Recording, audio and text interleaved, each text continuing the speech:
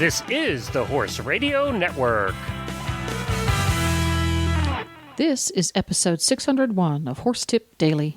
A different horse tip, a different equine topic, a different equestrian expert every day. Horse Tip Daily brings the world of equine knowledge to you one day at a time.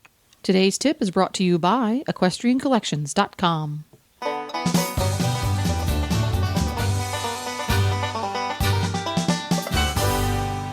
Greetings, horse people. Coach Jen here, and thanks for tuning in to Horse Tip Daily. Today's tip is from Shawna Karrasch.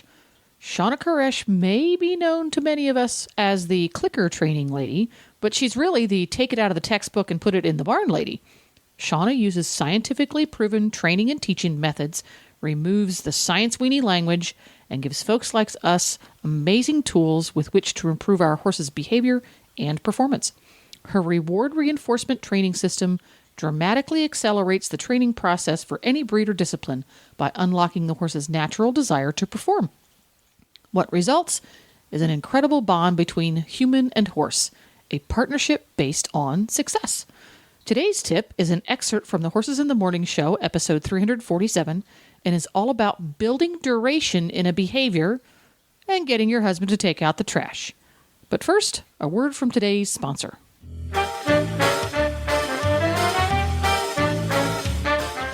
Howdy, everybody. Glenn the Geek back with you with Debbie from Equestrian Collections at EquestrianCollections.com. We're here with Equestrian Collections Product of the Week. I want to talk this week about the Enel No Bounce Bra.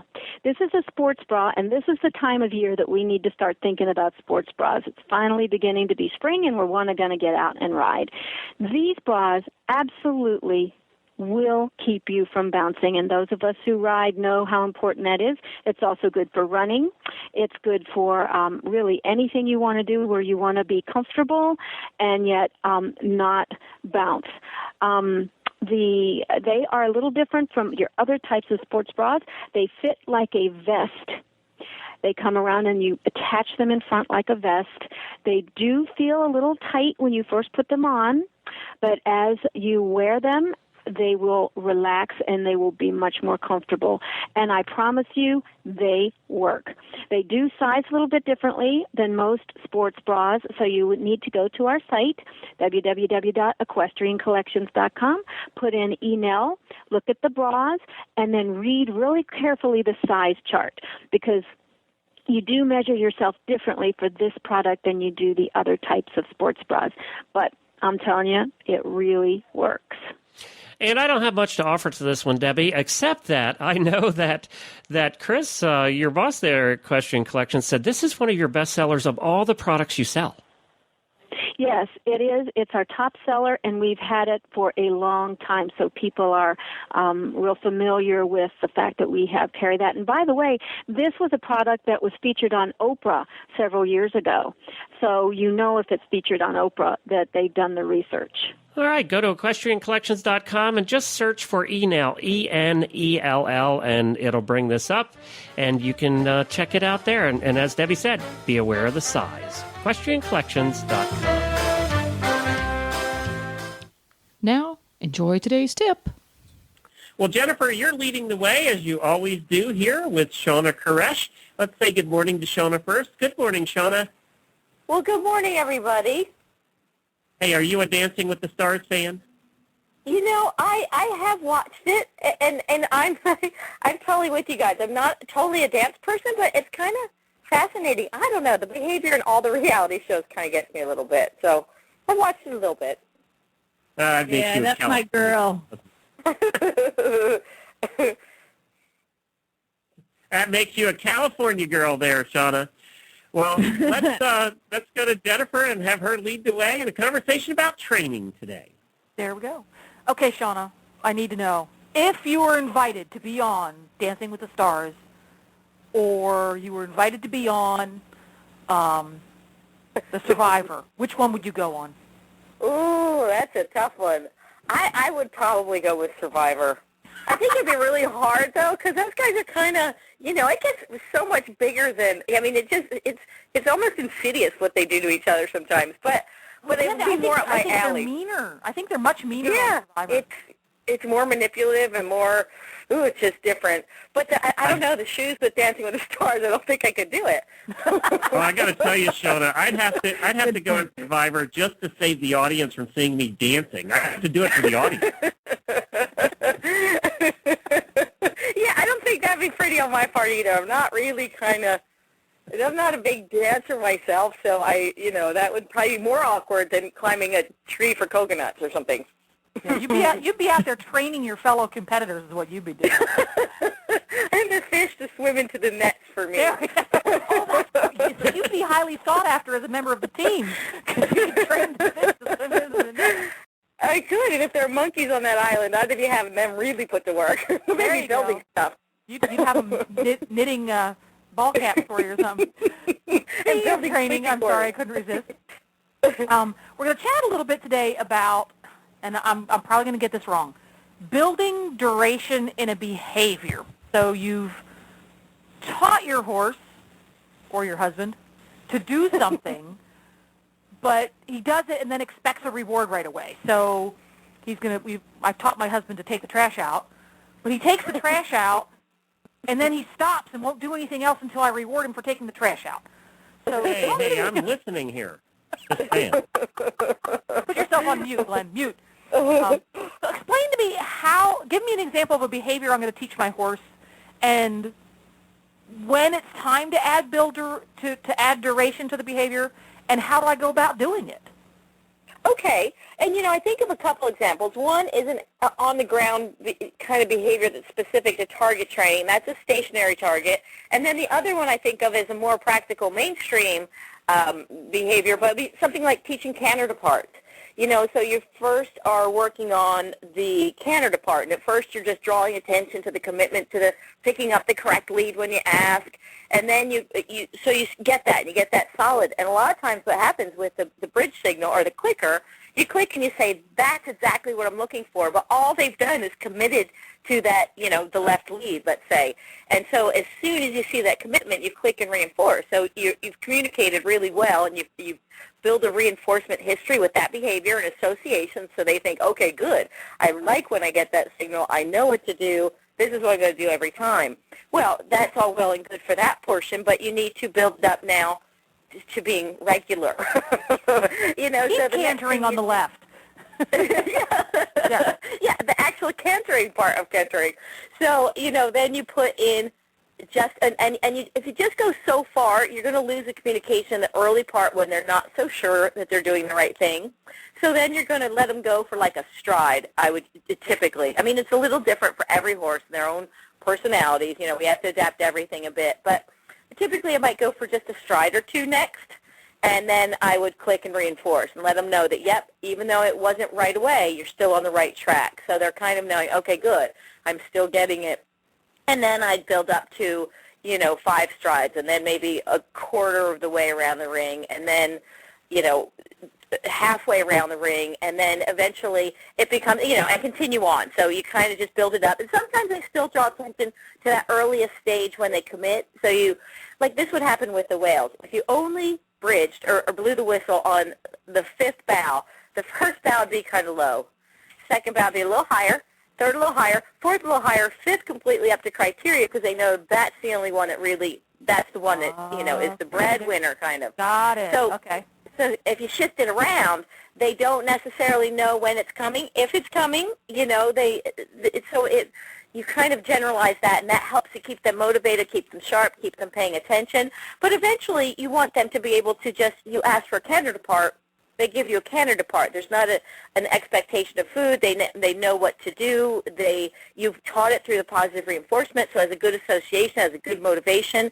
And I'll randomly reinforce it at different points in time, but it is not something that I typically reinforce, all the time anymore. And even other people, sometimes when I'm not there and stuff, other people will ride my horses, and they don't do any of the positive reinforcement training, and they're just as good for them as for me because they've been taught with such good association with everything because they enjoy their job as a whole. It's not necessarily about the food anymore. So building up the duration is an important part of of everything we do. You know, you think about all good training is little tiny steps, little building blocks called successive approximations. And that's a big one, huh? We're really talking behavior. Uh-huh. So we've established canter depart. Mm-hmm. Horse anticipates a reward signal, the clicker, not necessarily the food itself, but the clicker. So you ask him to canter depart left, and he gets it, and you can kind of feel the horse anticipating, I got that right, I expect to hear that little sound. Mm-hmm. That, when the horse develops that connection is when so do you randomize the immediate reward, or do you add more strides before the reward? Which one do you do first? I actually add more strides before the reward. So, you know, when you feel that little moment where you feel that, like, ooh, I did it, it's going to happen, I keep really supportive with my aides so that they, you know, if they're if I'm soft and not kind of really supportive, they may go, oh, good, this is right, this is where I stop and get that. But so I kind of make a distinction. If I want to use my clicker and say that's good, I kind of become soft. You know, I'm not supportive with anything. I mean, I'm still the saddle. I'm not a lump of potatoes up there, you know, but I get just soft and let everything come soft. If I want them to keep going through that, I actually will just really be supportive with my aides. Now, this is a thing that not all people, you know, the diehard clicker trainers do, but I utilize secondary reinforcements after the bridge signal. So I will, and this is something we did at SeaWorld all the time. So it's something that's widely practiced. It just kind of, through the dog clicker training to horse world, it has become not too much. Okay, go ahead. Okay, so then, one of the things I will do is I teach them to ride through the click, and this is really important when I'm dealing with, you know, people like Beezy Madden and Jane Savoy and Sue Blinks, and people that are the higher-end riders, that they need to be able to communicate that is good, but they're on course or they're in the middle of a test, and you want to keep going. So I call it riding through the click. And it's not always a click. A lot of times it's a verbal or tactile bridge signal. That maybe is for another show. But make a note of that. Next show, verbal or tactile signal. Got it.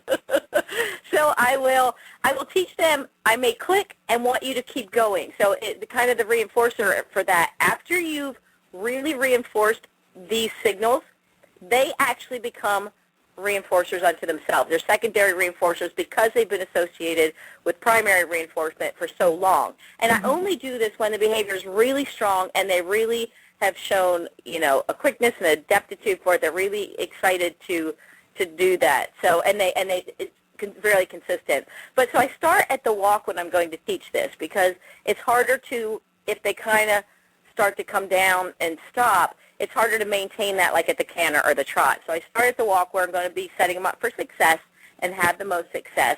And so then I'll click, and I know that I'm about to click, and I know that they're going to anticipate stopping, and I just kind of give another signal that is, you know, I just get a little stronger with my seat and say, go forward. And as they, you know, feel that hesitation, and as soon as they go, oh, okay, and they walk on, I click and reinforce that. Then I will let them stop, because it's the accepting of moving on, so that they, you know, they go, oh, okay, that means something, but, you know, so I could draw attention to that moment in time. I can say, that is good, I like what you just did, but we're going to continue to do more.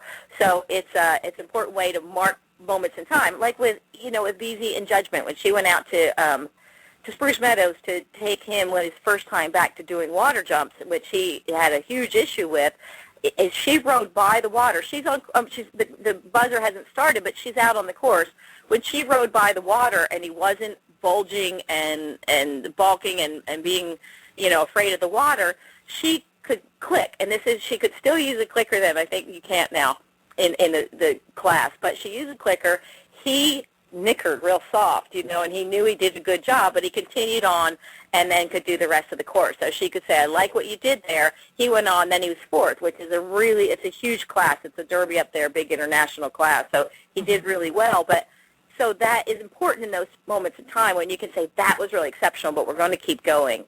So that's kind of a being able to judge the horse's level of focus, in that he he completes the circle, that he recognizes what that auditory signal means. That means you did the behavior right, but he also recognizes that he should continue either with another behavior or further behaviors, because if he keeps hearing it, he's going to eventually get the actual reward and get the treat or the carrot or the cookie or something. So when you're building duration, we've gone over, okay, you are going to do 5 canter strides before you hear the little click noise, or maybe you're going to do 3 canter strides before you hear a little click noise. Do you have any pointers for telltale signs that your horse is ready to make that connection? Telltale signs that when I'm sitting on my horse and I ask for canter left and I immediately click, that I can recognize as somebody who maybe doesn't read a horse's body language and understanding very well. If I do this too soon, if I make the jump of I'm going to ask for longer duration and I do it before the horse has really connected the sound to the skill set, what am I going to see happen if I do it too soon? What's going to go wrong? Well, the biggest thing, if you do it too soon, you're not going to see a response to the click. So it's really important. I only do this when we're down the road and I know that they're really responsive to clicking. I don't even start really training something new and taking them to unfamiliar territory where they're not going to, where I need a real clear communication. I'm not even going to go to that place till I know that they're responding really well to the click first on the ground.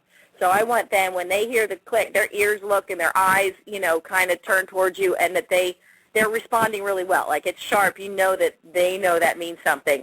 Then when I take it under saddle, I want to see that same response. So I want to see them stopping. I want them to recognize, and people get this a little confused, they remember the behavior they did when they heard the click.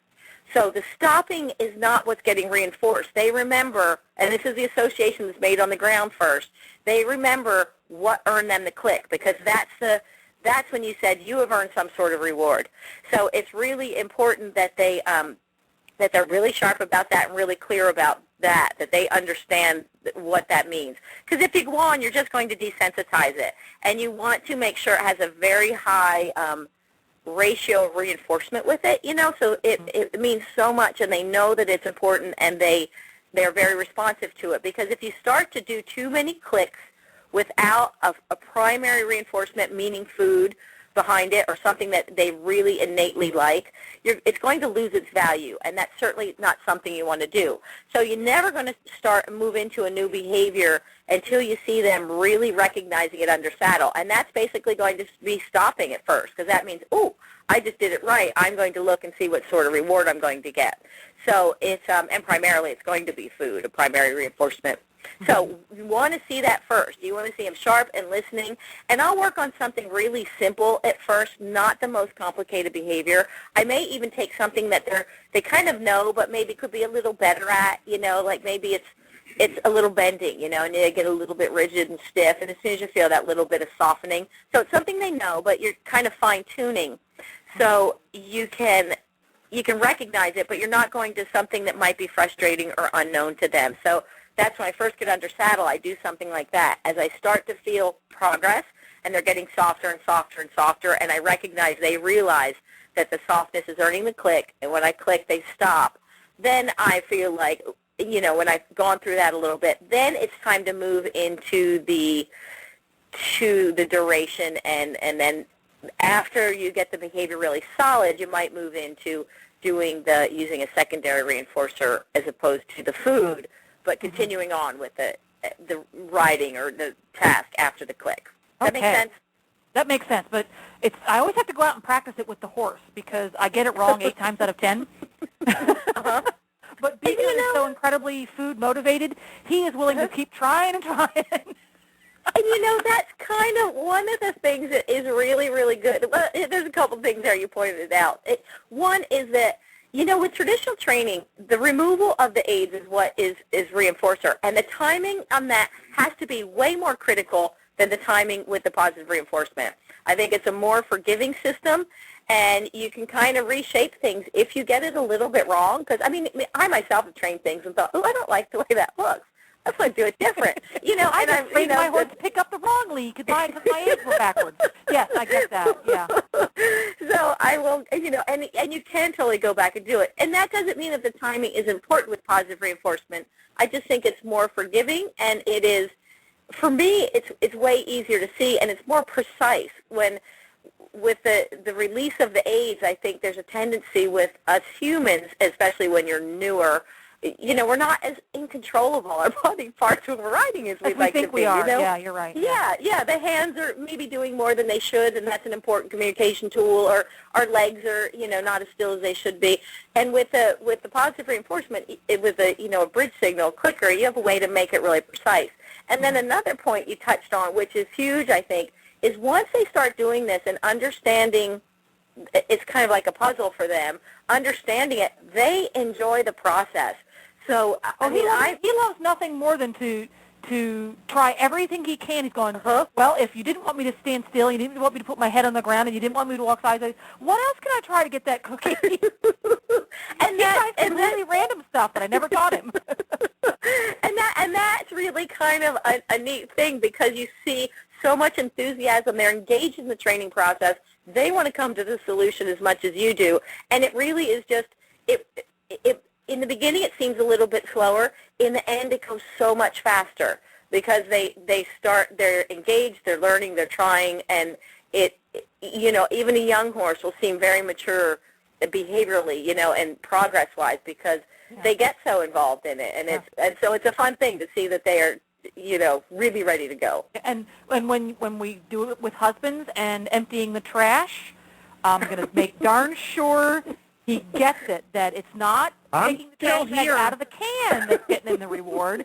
It's walking back into the house after it's in the dumpster that's getting in the reward. I'm going to practice that. I'm still here, and I'm waiting for my reward every time I empty the garage, by the way. So I'm going to work on that for the next 4 weeks until Shawna comes back. And we're going to chit-chat a little bit about, I think it was auditory and tactile bridging and crazy stuff like that. So we're going to see you again next month, Shawna. And thank you so much for helping me out. And Beaker loves it when you stop by, because I do a lot more clicker training with him and on-target training with him when you've been here, and he likes it. Well, there you go. I can't wait to go out and do some successive approximations with Beaker. To listen to all of Shawna's tips, just go to horsetipdaily.com and go to the Experts drop-down menu on the left. You can also ask Shawna questions on her website at askshawna.com.